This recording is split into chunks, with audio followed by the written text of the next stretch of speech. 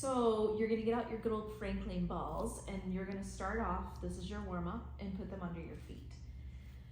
Now, what I want you to be doing is starting off with a dorsiflexion where your feet go like this, and then plantar flexion. Okay.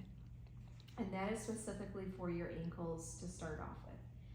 Then, as you're doing this, you're applying a pressure down into your balls so that you're starting to feel like this whole back chain coming online.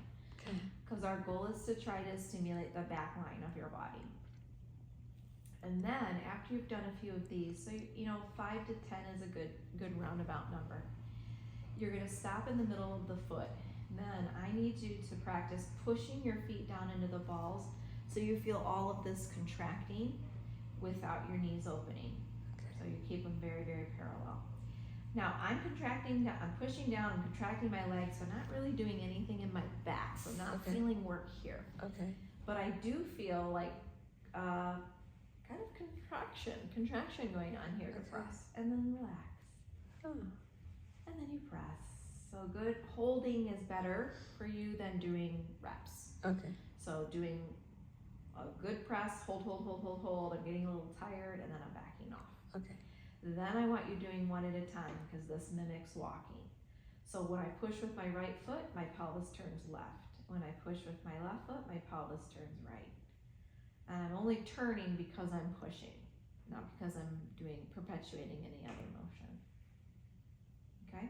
Okay. After you've done that, then you give yourself a little release of rolling out and in. You can do one leg at a time so that you get, a little bit of variety in there. Okay. Okay, now, if you had a foam roller, you would put that foam roller across the upper back. I do have and one. You're going to do the series that we started with, which is the extension and flexion.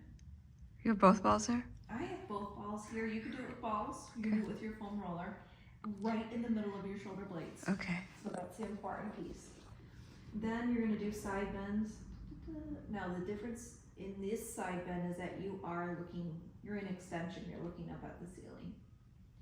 And then we did a little rotation, which is leaning back and then back. Okay? Okay.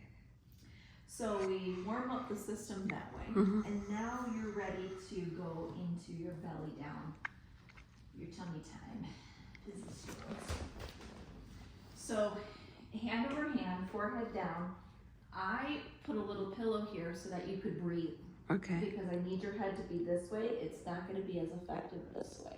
Okay. But if you are having trouble with your neck, doing it side to side could help the neck. Now, the first thing we need to do is we need to press down into the thigh, not the pelvis up here, but the thigh. And then you feel this contracting a little bit. Okay. And then you do that on both sides. Now, you had a lot of trouble getting your left hip down without really wanting to go like that. So I want you to be clear that you're putting down the center of the thigh without using your back muscles. All right. And even I'm struggling with this. This is hard for me too. Okay. Now we go into pressing down with the right thigh to straighten the left leg and hover it off the mat. So I'm keeping pressure here while I'm lifting here. Okay. And then you do the other side. It looks like your logo for your business. Just to put your arms up. And then after you do that a few times, you're going to press your thigh down. You're going to bend your knee. Activate your hamstring to get the knee to bend and the heel to come in. And then the other way. And you're really focused on the contraction that you feel to bring the leg in. And it'll get easier pretty quickly, I'm guessing. Then we did the bent knee, internal and external rotation. So I'm moving the leg, but I'm not moving the pelvis. So I'm not doing this. Okay. And that is to teach your body what we call hip disassociation, is that your thigh bone can move independently of your pelvis and sacrum. So your pelvis and sacrum have some super good stability, even though you are using your legs. Okay? And then we added your upper body. So keeping heaviness on the front of the legs, we're gonna hover one arm and then back down. And then you're gonna hover the other arm. Now, when you hover the right, you'll have weight on the left side of your chest. And when you hover the left, you'll have weight on the right side of the chest. And that connects to the opposite side of your back. So that's the value of doing this one. Okay? Now, all of that is to be built into coming up, which you did beautifully today, onto your hands and knees. Hands a little forward of the shoulders, one leg out with your toes turned under. Now I have weight on all my limbs, so not just on my knee. The body wants to do this, but your work is to do that, is to keep your the leg that is straight, that hip a little higher. Okay.